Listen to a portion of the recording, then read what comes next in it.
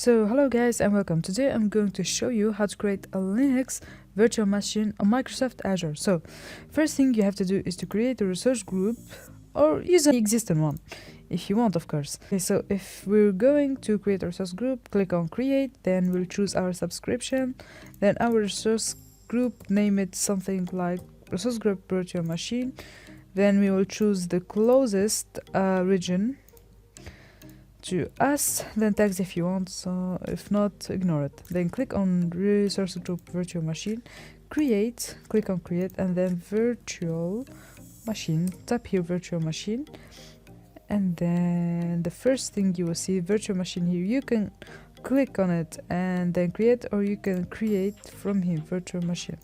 So I'm going to do like this, create. I'm going to choose the same subscription here and then the same resource group I've created earlier. I'm gonna name it something like my name, then the closest region again next to us, closest to us. Availability options, I'm gonna go with no infrastructure redundancy required. And you can have an idea about availability zone and availability set on my YouTube videos, and I'm going to leave a link for that. And then the security tab, I'm gonna go with the standard one, and the image I'm gonna choose Ubuntu server 18 long-term support generation 2. And then the size, you choose whatever the size that you are more comfortable with.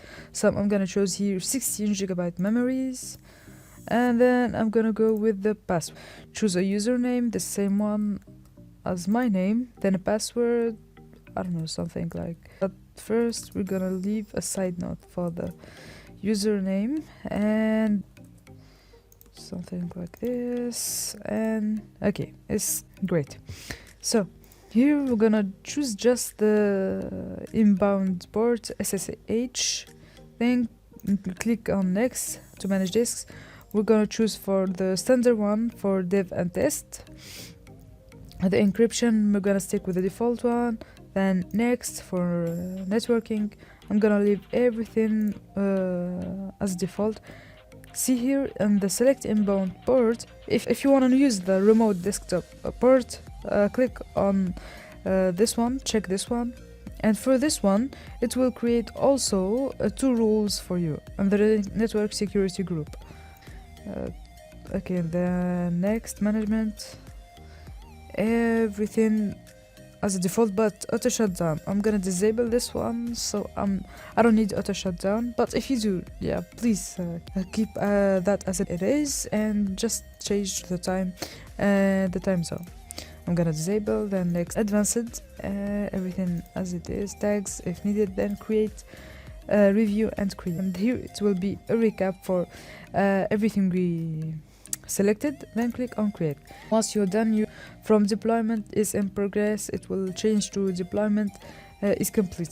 Okay, as you see here, your deployment is complete and a notification is showing here, deployment succeeded. Okay, so you have 2 ways to go to your resource. 3 ways. You can go to resource, or you can directly go to your virtual machine, or you can click on resource group, then go to your resource group virtual machine. But it's a good option to go this way.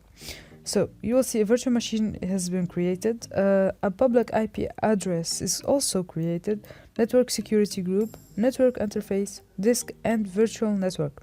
Okay, now I'm gonna select my virtual machine.